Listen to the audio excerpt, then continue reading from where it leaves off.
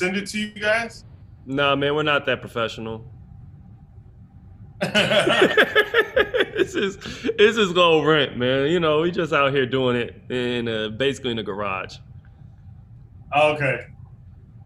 What do you got? A sheet up? You got a professional setup. I mean, come on. There's There's this not that. no, I'm saying This is there's like like a these bedroom. there's these interviews on YouTube where the dude interviews like pimps and stuff, and he's got the same kind of setup. It looks clean, man. Yeah, I don't have, yeah, this is not a pimp setup. It was very non-pimp. My Nah, girlfriend, I man. have one girlfriend. Very non-pimp of me. Nah, how you doing, man? How's everything? I'm doing good, man. I can't complain. You know, Yeah. I mean, yeah, I'd be dumb if I complained about my life during the pandemic because I've actually, done really good and been thriving and stuff. So How's yeah, the I don't complain. how's the road been? Like, how are the crowds during the pandemic for you? You know what? The crowds are like, it's a different level of energy. I think there's a lot more appreciation to Right. what we do. Like, because, like when there's a weekend, there's always at least one show that's like the show. Yeah. Always one. And that's been more of a rarity now, as far as like, going through and going out and being on the road. At least like what I feel, like, my perspective. So we're doing like more shows because the capacity's lower. So we're ending up doing, like 4 o'clock Saturdays or 2 shows on Sundays. And usually those Kind of seem to even be, it out. yeah. And usually those seem to be a little lighter. I don't know if it's because it's 4 o'clock on a Saturday or if it's because those are the people that last got their tickets. But those are the ones I've noticed have been a little strange. Yeah, I don't think I've done that. Oh, actually, we did a 4 o'clock show. I think we've only done one though. Yeah, because like there's were like it was just more like it wasn't like Portland. It was just the fact that like it was a state where, hey, we're open. It's like so the ticket sales were like really good, and I think we added a early show instead of doing like a 7:30, 9:30, and then like a 11:30 or something like that, which is always like the more brutal uh one. But yeah, Yeah, I how like the four many o'clock. how many 11:30 shows have you done? Because I think I've got like two or three under my belt, and they're I've, awful. I did. I've only done one. We did it in at.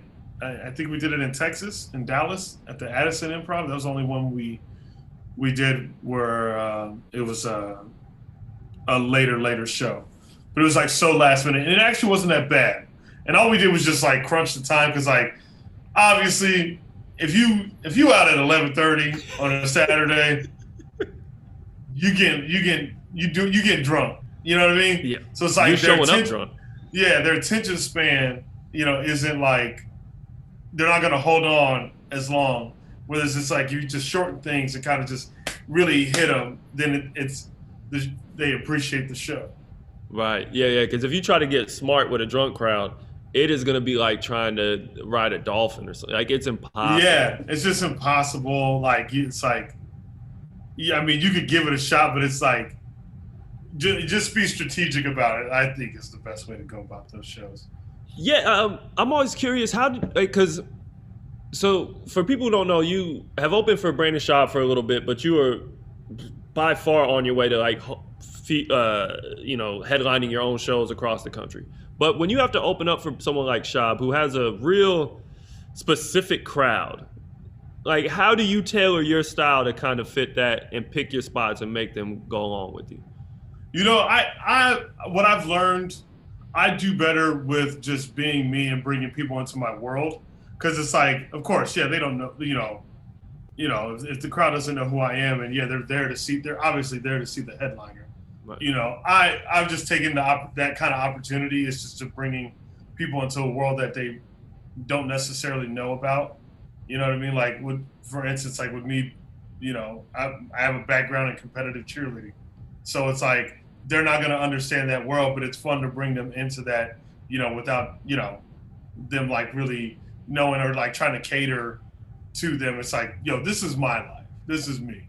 You know. I mean, that's crazy because that's just good life advice, right? Where everyone tells you, Yeah. "Oh, be yourself; it'll work out better." So the fact that that happens on stage, I mean, it's like an eternal truth or some shit where you're like, "Oh yeah, that's what you should be doing." Oh yeah, it's exactly what you should be doing, because then like it kind of makes you universal. Like it's like, you know, that crowd could understand what you're talking about. They could connect someone in. I mean, there's times, yeah, people have come up to me after shows, like dudes, and they'd be like, "Yo, I did cheerleading as well." So it's like you just never know. You know what I mean? You just got to be vulnerable enough to like throw it out there, you know, and just make people aware of it. Well, for me, I've always noticed too that the people who are more like you can never be totally yourself on stage, right? Like it's more of like a knob up of who you are. But people who are themselves on stage get such a better response than someone trying to be somebody they're not. Yeah, because I mean, I think that's just been me, like, you know, always, you know, because it just roots back to like growing up, you know, being the black dude that skateboarded and, you know, plays punk rock music and stuff like that. I just kind of had to be that because I loved that, you know, and whatever people said is whatever people said about me. But I was like, I like this stuff, you know, and I don't like it for anyone else. So I kind of just like, which is like, and it's not like I understood that immediately being a comedian. Like that took over time. You know, you had to reflect back to some things in your life to be able to understand it. It's not like I'll just be like, "Yep, it makes sense for me." I don't want people to like think that. It took some time to like understand that. The more, you know, as I dug into the comedy world. Right. Now, for you, what makes a good club? So, like, you're showing up on Thursday. What are things that you're seeing that you're like, oh, okay, I'm gonna enjoy my time here, or it'll be a good weekend or whatever? Man, it's a good question. I'm trying to think. We're just like, I guess like communication. Okay. Communication is like the big. Like I mean, I'm not saying names. I did one club where I did not see the manager the whole time. Yeah, I've heard this story a couple times. It blows me away. Yeah, I like not once, and the manager didn't even pay me.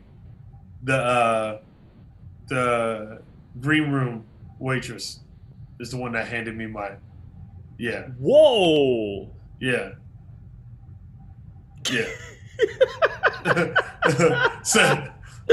Yo, it might have been an undercover manager, like, cause I don't ever dress like a manager. I'm always dressed like no, you know. It was not. Well, I mean, so I guess how many shows? Cause you're doing what, 6 shows that weekend? Yeah. So it's like it's just awkward, and it's like, you know, it just puts it feels like I don't know, like if you're invited to someone's house, you know, but they don't come, they just stay in their room the whole time, and you just kind of have to like, you know, it's like I invited you, yeah, come over, kick it, and then, but you just literally by yourself, you know, right? That's like, what it felt like. I think I'm gonna leave. Yeah. Well, so I guess to jump on top of that, how much can that affect your show, right? Because I mean, we're all human beings, so you're doing a good job. You're giving the crowd, you know, the best you have. But when you're sitting there like, this motherfucker ain't even gonna come talk to me, like, how does that affect your show?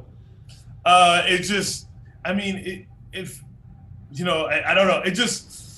It sets me up to where it's like, oh, now I have this other thing that I have to like, you know, kind of think about, and the thing I don't like that I don't like is like, you know, you'll hear sometimes, yeah, that's just how that club is or whatever. Like if there's, you know, but it's like that's not cool. That's not okay. that's not great. That is like, you know, because like I always want to. My biggest goal is like I want to deliver my best. Mm-hmm. I always want to deliver my best. You know what I mean? Because it's like if someone's going to take, you know, the time to give me an opportunity to perform for people, you know, in their facility, like I want to deliver my best. That's like my biggest thing. I think about it all the time, and it's like I'm always thinking, what can I do to do my best? You know, like I just be professional, be nice to the wait staff, be you know, just like all that. But it's like I didn't necessarily get the chance to even do that because it was just like, who am I talking to? Like, you know, like who do I got questions about things, and it's like, like I kept asking. I was like, oh, is the manager ever gonna come out? And like, I was like literally the whole time. So it was very weird, and it's like, okay, even if I'm not, you know, a top dog in the game, I think even if someone's not a top dog in the game, treat that person like as if they are, as if they are. Right. You know what I mean? Like make them feel like, you know, special. And it's like then you won't be that club that's the story that everyone talks about. You know. What? Yeah, I mean, I think part of my job as a manager of the club is to make sure that the comics coming in feel that they can give their best performance, right? So oh, you're great. You're great. I mean, I wasn't fishing, but you know. No. I'll say it. I've always said it. Me and Brendan talk about it a lot, actually. Oh, it's very kind, man. But yeah, I think that like part of my job is to make sure that the table is set for you to come out and give the crowd the best performance. So if that's like, hey Nick, can you get me an orange juice or some shit? If I got to get someone an orange juice so they can feel better on stage, that's kind of what you have to do. So for managers who aren't bright enough to realize that, I'm like, what? Why just go work at Applebee's? Yeah, and I feel like that way is like a very old school thing in comedy. Yeah, you know what I mean? Where it's like, you know, yeah, go up there, kid, and do your time. You know what I mean? But it's like, you know, it doesn't have to be like that. You know, like, because it's like, okay, I got this person here this weekend, and you want, and obviously as a manager, you want that person to do their best. You want that person to fulfill, you know, because they're also at that right. You know, for that weekend, they're representing your club. Straight up, yeah. You know what I mean? So it's like, you want people to talk great about the club as well. It's like, man, they brought up such and such, and man, it was just such a great show. It was a great weekend. You know, like you want people to talk like that about your venue. You know what I mean? Because, so say you don't have like a bigger dog that's coming in over the weekend, you know, those people that just love your club could show up to your club just because it's like, you know, I don't know who this comedian is, but I know this club runs great shows, and obviously they're bringing out this comedian for a specific reason. So it's like, you know, Yeah, when you're there, that's when you're in the fast lane. Like, there's so many people that'll come to Helium just based off Helium, right? We did this thing called Stand Up Confidential where we wouldn't tell people who the comic was. People would buy tickets and then just come and see it. And the comics were always good, so you're getting a good show. But with stand-up, it's weird because people mostly gravitate towards names, not necessarily, you know, oh, this person I heard is funny. So if you can get it to where people are like, I just want to go to Helium, and then they're seeing funny people, it's like, I'm done working. Yeah, it's a win-win for everybody. Right. So it's always, it's shocking to me when managers do have that old school mentality. And I don't even know if it's old school, because I've heard stories about Mitzi where she cared very much about the comedy. Mm-hmm. And she's as old school as it get. But where you're like, why don't you give a fuck about your club? Well, she's a different breed. That's why I heard that's why it still holds its ground today. Right. You know what I mean? Whereas like, you know, the club I did, everyone talks about it. You know what I mean? So it's like, you know, like that's the thing of that club, you know. So what's it like for you on your way to being a bigger dog? Like right now, I think you're in a sweet spot where you're ascending. Yeah. What's that kind of like as far as going out to these clubs and seeing people? Like, what's the whole vibe? How is it working for you? You know, it's been pretty wild because, you know, as I continue to do the clubs, it's more and more people that like know me are like really showing up. You know what I mean? That's what's like pretty wild to like watch. Cause like, I guess I don't know. I kind of just work my ass off, and I don't like to just assume things. Assume like this is what it is. You know what I mean? Like I don't want to make that assumption. Like, but like understanding that people are starting to come see me. There's a new level of like work ethic that's like unlocked for me, because it's like, okay, now it's like, yeah, people are like, I want to see you. Right. I'm here to see. I bought the ticket because I saw your name. I saw it was you. I watch you every week, on the podcast and stuff. So, like now it's another level of like, that's how, whenever something like that happens, like whenever I ascend or unlock some type of thing in my, career, it's just like, okay, now I gotta. Oh, this is another thing. Like I started to discover what else I have to work hard at. Yeah, it's like another level of, I don't want to say pressure, but like as you gain more, you have to give more, right? Yep. Like when you're coming in just open and they're like, oh, that was a funny 20 minutes, you're hilarious. But when it's different. Yeah, when 20 minutes is different than fucking 45 to 50 or whatever. You know what I mean? Well, and I think you can't fuck up when you're doing 20 minutes. Like even if you came out and you just stood on stage for 20 minutes silent and then left, people be like, that's weird. But if the headliner came out and did that, they'd be like, fuck that show. Now if you stand there do nothing for 20 minutes and the headliner comes out and does great, people be like, that middle was weird, but the headliner, like, you are the show. Yep. It's a sweet spot, and it's an important spot because like also you could gain a fan base off that sweet spot. You know what I mean? You could gain people to like, fuck with you if you like do the job really well, and it's sometimes it's like, I don't know, like I remember, back at like when I was coming up back home in Arizona at like Tempe Improv, and I was working the host and feature spots there like on the regular, and when people would say things like, oh man, I thought you were better than a headliner, I go, I had to do 10 minutes. Like that person has to do an hour. I'm not better than the person that's going up there to do an hour. You know what I mean? Like, yeah, I know exactly what you mean. Like that's just how, like, it just, sometimes people just don't understand it. I was like, I gave you the best of the best of what I have in 10 minutes. You know what I mean? Like, and that's all I was at the time, was 10 minutes. So it's like, no, you're not understanding that at all. You know what I mean? It's tough. Yeah. What's it like going back to clubs as a headliner? I'm trying to think of one I did where it was like a feature, and then I went back as a headliner. The first one I did was my home club, Tempe Improv. That was pretty wild. You know what I mean?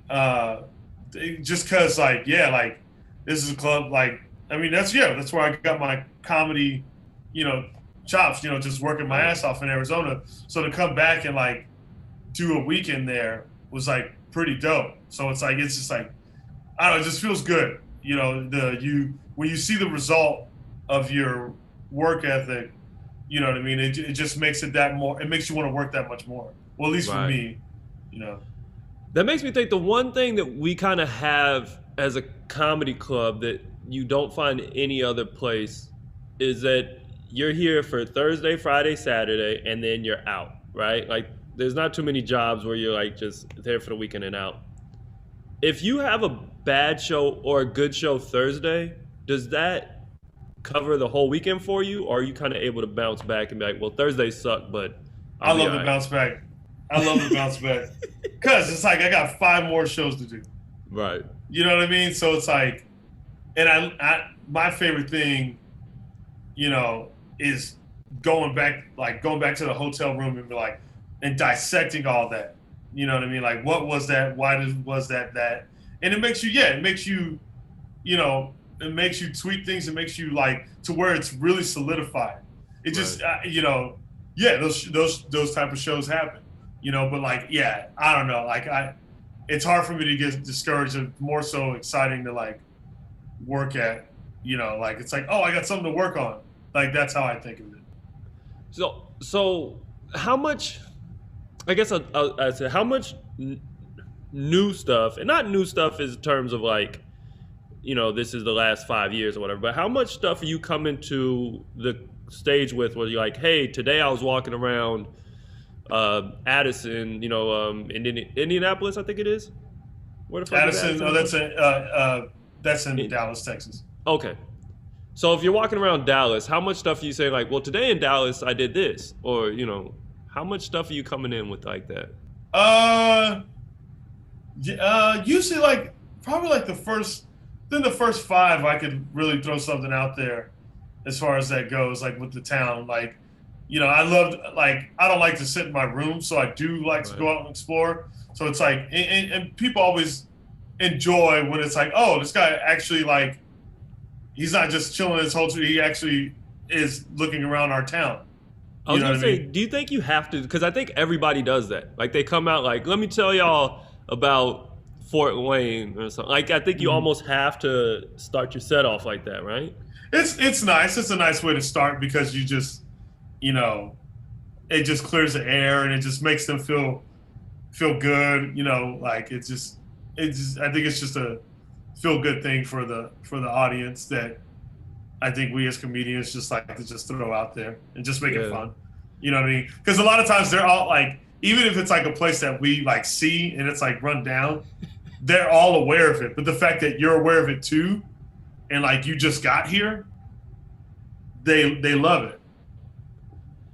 Now I've been thinking about, since we were talking about the 11:30 shows, what's the difference of dealing with the heckler when you're featuring versus headlining? Or are you doing it the same way? You know what? I'll tell you experience I just had recently when we were in Austin. So we were doing this venue, and it's not a comedy club, but it's like, it's like a concert style venue. Oh, right. And, it's off of 6th Street, which if you know Austin, 6th Street's like that's the area. That's where it goes down.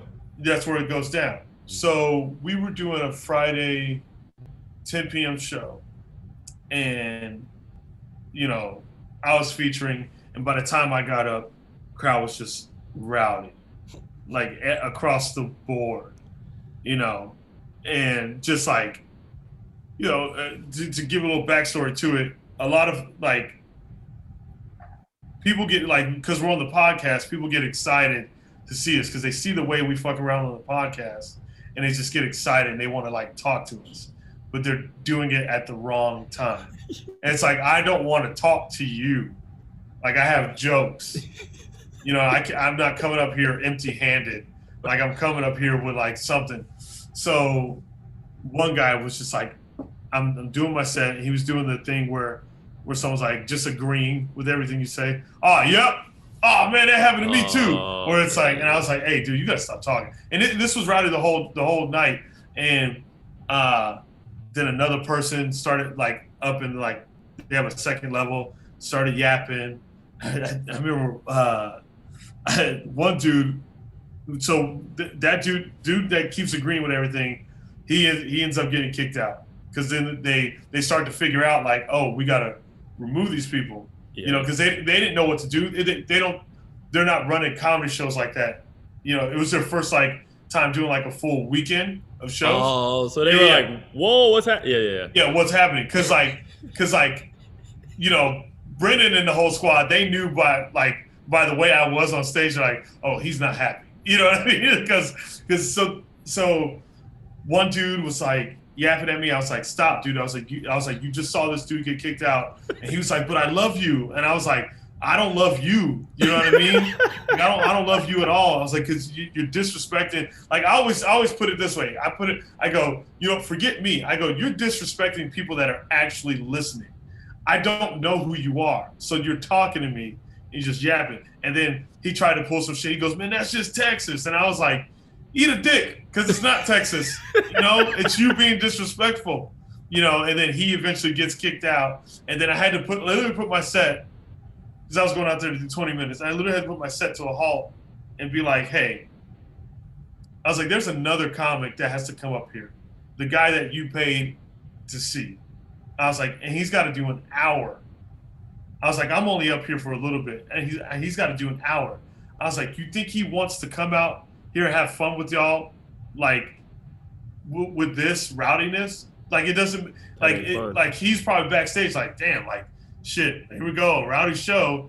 Meanwhile, he wants to have fun with you through his material and all this stuff. So I was like, and I even told him, I said, don't worry, I'll bring it back. I'll make you guys laugh again. And he literally, you know, I said that, and I said we got to be cool. We had to be cool, and we had to just really respect what we're doing up here. And then once I said that, like they started clapping and stuff like that. Because it's like, I don't care about it. I don't mind getting real. And it's like, you know, it's kind of like I pulled a selfless move because, you know, it's like, okay, they can stomp over my set, whatever. I'll make them laugh with the last 2 jokes, whatever. As long as they're good for him, the guy that has to do an hour. You know what I mean? Like, that's the thing. Like, I don't know. I was like, if I'm opening for someone, I always try to just be selfless. You know what I mean? Like, I just want to clear it out so it's like, yo, like, this motherfucker you bought the ticket for. I know you didn't buy the ticket for me. My name's not on the marquee or on the fucking online ticket sales that where you bought your ticket. I know you're not. So it's like, I get it. But, you know what I mean? To respect, like, I know you want to have fun with this dude. And I know you guys all like this person. So it's like, chill, you know. Well, I've tried to tell people in so many ways to almost to make an analogy of like, if you were at a recital and someone was yelling at your kid, you'd punch them in the mouth.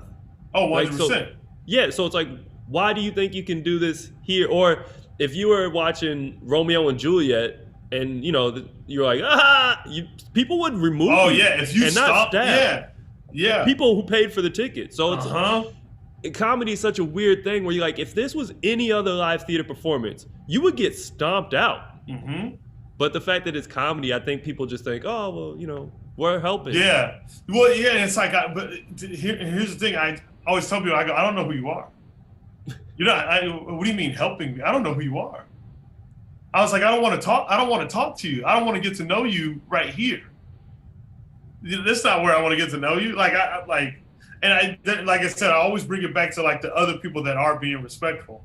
I go, you're disrespecting them. And once I say that, they start to realize, like, oh, fuck, I'm fucking up. It's like, no, like, you know, you're not the only one here. You know what I mean? Listen, sometimes, like, it's not like I immediately do that. Sometimes you can get them with a quick jab or whatever. But, like, when it continues, that's when I break it down the way I break it down. I'll immediately say it. I hate you. Like, if you're that person, because, and I like the fact that you're able to kind of be like, you're ruining it for these people, because then people start thinking, oh yeah, you are. Like all this, you know, banter and shit is planned out for the most part. No, like you said, no comic goes on stage with, I don't have no jokes. Like I know what I'm doing. So when people are peppering shit in, you're like, all right, I can deflect or make funny of it because I'm a professional comic. But this isn't what I'm trying to do. 100%. It's not. It's just, it's just not fun for, because I know, like, no one in the audience that's being respectful is going, oh, wow, I just really wanted to hear this random dude talk to the fucking comedian I'm trying to see. No one does that. Yeah, I paid tickets to see my neighbor over here talk to the comic. Like, no, you did not buy tickets for that reason. Exactly. And I think where people get confused is that there are some comics who do crowd work, but they're not just waiting for someone to yell out. They're going into the audience and asking questions, right? Yeah. Or they're saying, hey, where do you work? Or, you know, they're going out to it. They're fishing for it. No one needs to throw fish on stage. Yeah, no one does. We got it. We got this. So, official introduction. Ladies and gentlemen, center stage. Thank you for listening or watching or whatever. We're here with Shapel Lacey. He has the... I forgot. We've just been rolling. Yeah, man. Who gives a fuck? You have the It's Managed podcast, and that comes out, you said once a week? Yeah, every Tuesdays. Every Tuesday and then it comes out. You are now headlining a couple of Helium clubs, so I'm not sure when this is going to come out, but go see this dude. He's great live. Yeah. Now, with the podcast, how has that affected your show? Because like you said, people are yelling out, I love you, you know, and I think you get more people out to the shows and a happier crowd. But is there a dark side to it where people maybe are yelling out what you did last week because you talked about on the podcast, or they don't know how to control themselves, they're too excited? Well, I go, not everybody knows that. I just say that. Because, like, that's the thing, like, okay, so take a guy like Brendan. Like he has multiple podcasts that he does. You know what I mean? So like when someone shouts, not everyone that's there is from one particular podcast. They're from each individual, podcast that he does. They're probably, some are probably just fan base over here, fan base over there, fan base, right there. So when someone shouts something from a podcast that, like not everybody in the crowd is understanding that reference. So it's not even funny. And it never hits whenever someone shouts it. It never like hits like that because like not everybody, it'd be different. What are you talking about? I don't know. Yeah, it's like, what are you talking about? It'd be different if that was just a one podcast and maybe they might get it. But like when a person's got multiple outlets as to why people are coming in, you know what I mean? Then it doesn't work. It just doesn't work like that. Yeah, I also think it's just not funny. Like if Bob Saget's here and someone yells out, "I suck dick for crack" or whatever. Yeah, that was funny in a movie. It's not funny you screaming it out. Yeah, it's like you didn't do anything. You're just being an asshole. It's like you had to do that. You know what I mean? It's nuts though to watch because people are almost tense until he says some of his lines. Mm-hmm. Like it's very weird to watch. I don't like those movie or the TV crowds because of that. Like they're very, like John Witherspoon when he was here, he just came out and did the whole like pop pop pop, like got a court. He did all his lines, and then people were like, oh okay. He kind of got it out of the way, yeah. Yeah, Saget usually holds it to the end, and it's a very weird tension people have where like, does he know that he said it? Is he gonna say it? And I've never understood it. And then it's like with Eddie Murphy, he said people would just shout out his SNL sketches at him. And right, it's like I'm not doing that, right? I'm not. That's not what I'm doing. It's like don't be a dick. I would hate to have that level of fame, to where you can't even perform, right? Like when Dave Chappelle was here, we kicked out anyone who muttered anything because he was like, I don't want no one talking. Because if people start, then he can't even do his joke. Like he can't get to his act. He can't work on it. How important to you is coming into a club and being able to do your full act? Or are you more at this point like, I'll be selfless and set people up? I don't know. For me to do my full act is super important because the people I look up to as far as like my favorite comedians, when I've watched them do their full acts, it's like inspired me to like get to that point. So it's like super important to me to like get through it because I want it to be so good that it gives you enough, you know what I mean, to where you don't ever need to shout out anything at me. You know what I mean? Like that's how I feel. Like it's like I want it to be so good that I just give you, like you have fun with what the things I'm saying right here and there. All right, now I'm gonna, I know. Go ahead. Oh, I was gonna say I'm gonna ask you a company question. Okay. So Helium is a chain of 7, almost 8. What are things that Helium does, I guess, well compared to all these other clubs you go to? Is there anything that stands out for like, oh, well, Helium's good at this? Yours is the only one I've done. Are you serious? Yeah. Oh, we'll talk good about Helium. Yeah. Yours is the only one I've done. No shit. Yeah. So you're doing I'm doing Philly. You're gonna go to Philly, and then aren't you doing another one, St. Louis or something shit? No, I couldn't do that date. They're working on a new date for that one. I couldn't do. Raleigh. I think that's good, but that's good nights. Yeah. Well, we own it. Oh, for real? Oh shit. Yeah. Oh, all right. Well. Helium's growing, man. Yeah, you learn something new every day. Oh, they just got. What's up? The Kansas City Comedy Club, is that one too? That's not a Helium, nah. Just kidding. Disregard that Helium. No, people keep saying that, and I'm like, what the fuck is up with? Oh, Helium books it, I think. Oh. Which almost is like we own it. Okay. You know what I mean? If you book a club, I'm just gonna say you own it. Yeah. if you decide who goes there, how the fuck you No, don't okay. know I guess if I can speak on Helium, you're specifically, like I just know you were very, like your communication was just always great and very right on it. Like your timing and just way ahead of like, I don't know, just above and beyond. That's like the biggest thing. It's like as a company, yeah, like it's like me. Like if you take me, Shapel Lacey, the comedian, like as a company, I want to go above and beyond for the people I'm, that's paying attention to me and, helping me make the career that I'm able to make. You know what I mean? And I think, like that was like one of the things I noticed about you. You were just like right there, and just like, what do you need? What can I do? What like, how can I do this for you? Oh, I can get that done for you. I'll give me blah, blah, blah. I'll get that right to you. It never felt like it was like, yo, where the fuck, like, where's this, like, what's this manager? Like, like, it never felt like that at all. Well, so and that was August 2019. It was a while ago. Yeah.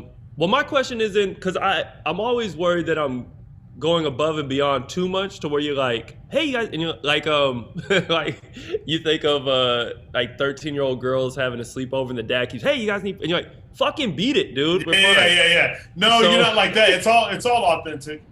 But as a comic, to go above and beyond, what does that mean? Because in the same like thing, I would worry that I'm doing too much, right? Like I'm tap dancing too much or being like too ridiculous. But what's going above and beyond to where you're like, I'm giving you guys everything I got?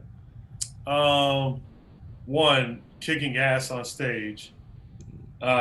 Two, that quick connection at the end where it's just like the quick meet, even if it's just a simple dap up. I mean, goes so far with people, just because it's like, man, the fact that I'm this close to this person that I watch all the time, and then to see them right there and to get that dap up, to get that quick picture, you know what I mean, is I think, even I mean, probably some of the more basic things that you could do, you know what I mean, like for the people, you know what I mean, because it's like, I don't know, like especially when a lot of people are paying attention to you, a lot of people, fuck with you, like I think those things are important just to give. It's, not saying you have to like be so tight with your fans or anything like that. I'm not saying like you got, some of them motherfuckers are crazy, but at least like just, even the littlest, they appreciate the littlest things out of you. You know what I mean? That's what I feel like. Yeah, that's, for me, that's almost perfection. Like someone coming, killing on stage, the crowd leaves, they're like, oh, thank you so much, that was great. Because I know for me, I can speak for me, I forget often how much stand-up comedy is an event, right? Like most people are coming out maybe one time a year. There's still a lot of people who've never been to a comedy show. And then for them to come, the person rips, and then they're walking out like, hey, great set. Like they feel important. And I think that feeling that people leave with is what people come back seeking when they come to comedy shows. Yeah, because that's the thing.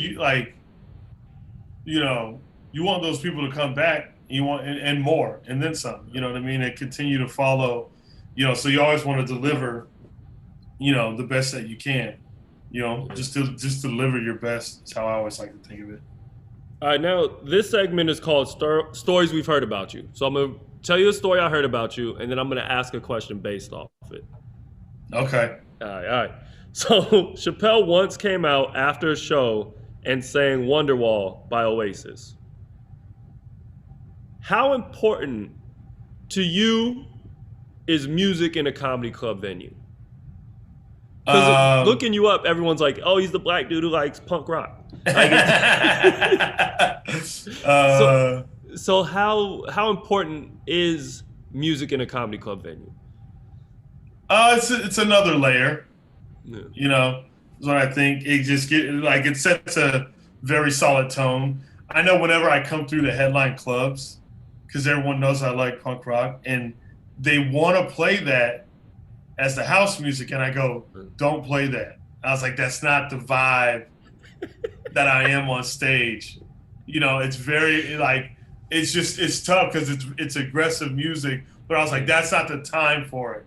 Like I like to like my walkout music isn't even like intense music. It's Snoop Dogg. What's my name? Because it's just smooth.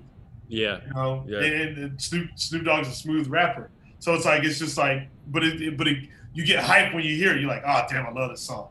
You know what I mean? So like, that's the kind of like, that's what I like to walk out to, you know, and that's what I like to have as like the house music. I can't have like, it's like every time I walk into a venue, it's like, I'm like, no. I was like, damn it, please don't play punk rock music. Well, you know? Yeah, but I do think music sets a very solid, like the house music does set a solid tone for people. Yeah, I've spent years, I do a new playlist every night. So I've spent years tweaking stuff and seeing what happens. Like, I wonder if I play jazz for this Rodman show, how the crowd will react. Like, I'm constantly trying to fuck with the crowd and see what they do. And it is a legitimate variable in the show. Like, you can really switch people's moods and how they respond based off the music and what kind of crowd they are. Yeah. Oh, yeah. Well, yeah, 100%. I think it's, very important. Yeah, even me coming out to sing Wonderwall at the end. That's a funny story. But yeah, it's I don't know.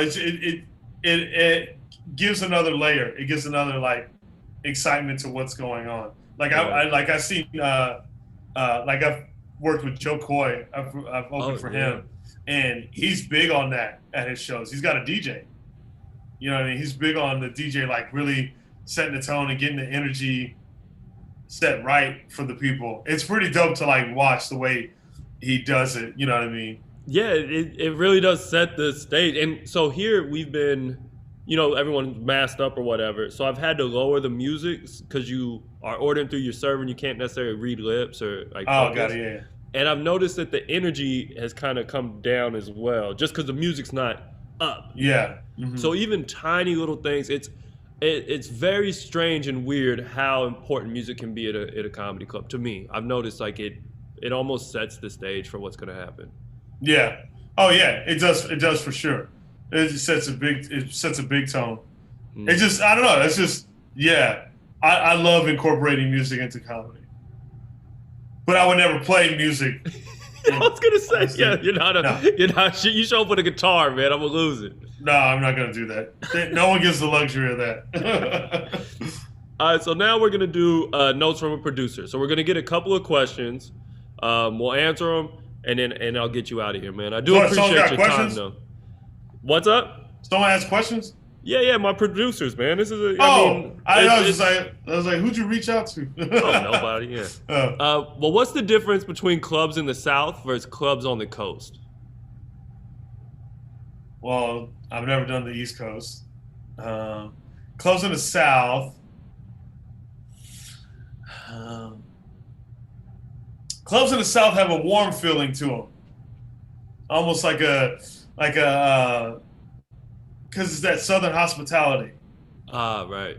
So it's like a warmth to those like clubs in the South. The coast is a very like chill but uplift vibe. If that made any sense to anyone. No, that did make sense. No, that did. As far as, so in the South, are people more apt to kind of let you figure it out, or are they more like, be fucking funny right now? I think the South is probably a little bit more aggressive with the like, as far as if I could, pin it down, like they want you to be funny, they want you to do good, they want you to have the confidence, Right. Especially like when you think of black clubs, because man, let me tell you, they'll let you know in a fucking heartbeat. Well, who the fuck told me? They were saying like, if you're thinking of like a black club, people are dressed up more, they're out for a reason, and if you're not fucking being good, fuck you, dude. Next person. Oh yeah, you disrespected my whole night. Yeah. And in Portland, you'll get 10 minutes. I don't want to exaggerate. You'll probably get 10 minutes of floundering before someone's like, hey, what's happening? Oh, really? Like Portland will give you a long time to suck before someone's like, oh, what? Oh, black people don't have that kind of patience. Hell no. I always tell me. That's what I was telling people. I go, do a black room. Do a black room. Yeah, see if you're really funny. Yeah. Oh my God, because I'll let you know. Indeed. All right, and then next question: what's the craziest thing that's happening in a comedy club while you were there? Craziest thing that happened at a comedy club while I was there. So for me, it might be something like power shutting out, or like a crazy person losing their mind. We did have a dude punch a lady once. Oh, really? Yeah, I think these two dudes were about to fight at one of Brendan's shows. This is back. Did they in end Phoenix. up going? No, security came pretty quick. But it was like very bro. Yeah. UFC energy, little fight energy. And I think I don't know what it was. I think it's because someone said something. One of the dudes said something to Brendan. And then one dude was like, hey, man, shut up. Don't talk to him, And then I think they just, like. I'd hire that dude. I'd hire that dude straight up, man. It was I can't remember what the dude shouted, but it was like these two broy dudes that were about to like fucking. Oh, yeah, I'd hire that cat on the spot. You ready to throw hands and shut somebody up? Yeah, they were ready to throw hands. We did have someone grab somebody once. We were taking them out, and they like jumped up and tried to grab them, and then I had to like restrain that guy. Cause like, really? Yo, man, you can't put your hands on customers. What do you like? What? Relax. Why would he it grab? Was nuts. So we were pulling this guy out because he was, drunk and heckling. And then this guy jumped up to like help and grabbed him, and then they were like, ah! And you're like, all right, you just made it worse. Wow. So yeah, we ended up kicking out the dude who was trying to help because it turned into like not a full-on fight, but it was you made it worse. Just shit that shut up. Hey, chill, guy. All right, they're already taking care of it. But then he tried to tell me like, oh yeah, I used to work at clubs or something, and I was like, no, you didn't. Yeah, but if you worked at clubs, you would have never done that. You would have at the end of the show, you would have came up and be like, oh, I used to work at clubs, you handled that great or something. They would have never done that. Hell no. You think I'm gonna put my hands on somebody at the fucking comedy store or something? Yeah. No, yeah. Just because you happen to be a security guard. Okay. All right. And then we'll get the last question, man, and then I'll get you out. Do you have a fond memory of a night hanging out at a club after the shows were over?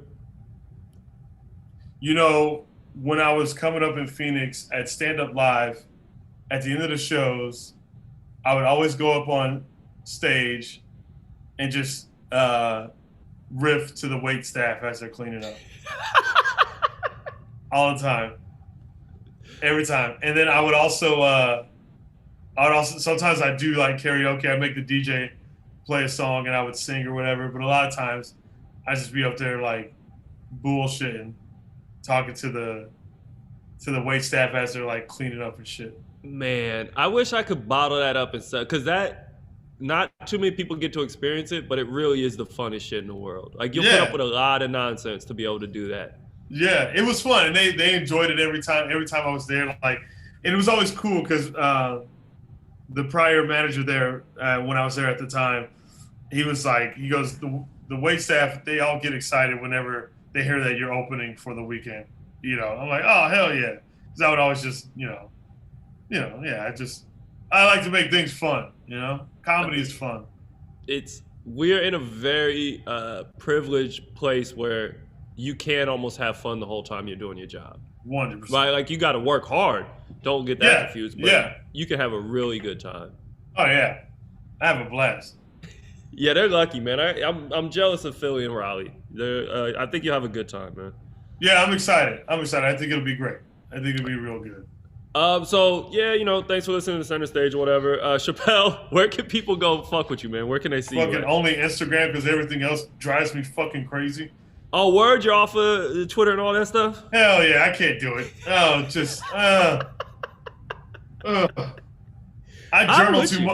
journal too much to be on those fucking apps.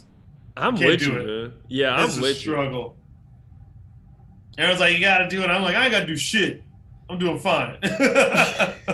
I got my mental strength. Yeah, man. Like, to go back to what we were talking about, I think that you almost have to be like, I'm gonna be me, and being me means I'm not fucking getting sucked into this. And I don't. Yeah. That's why when people always bring up some damn story, I go, "Where'd you hear that?" They're like, "Online." I go, "Well, I don't give a fuck." I was like, "You're talking about some shit online." I was like, How do you want me to care about that?" Yeah, tell me what's real. Yeah, tell me what's real. Yeah, exactly. That's how I feel. Yeah. All right, man. Well, ladies and gentlemen, thank you for listening. Check out Shapel's Instagram, and peace out.